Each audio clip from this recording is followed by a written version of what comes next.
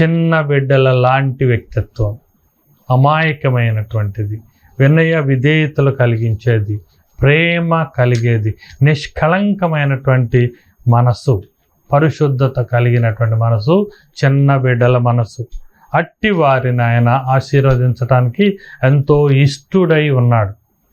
మత్తయి సువార్త 18వ అధ్యాయము 3వ వచనంలో కూడా ఈ రీతిగా వ్రాయబడి ఉంటుంది.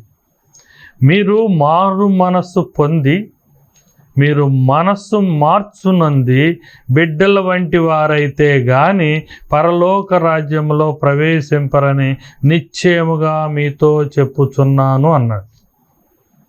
ప్రభువారు ఇదే సందర్భాలనగా చిన్న బిడ్డలను ఎలా పరిగణలోకి తీసుకోవాలి, వారిని ఎలా లెక్కలోకి తీసుకోవాలి, మనుషులకు లోకములో ఉన్న హెచ్చు తగ్గులు ఏమిటి అని ఆయన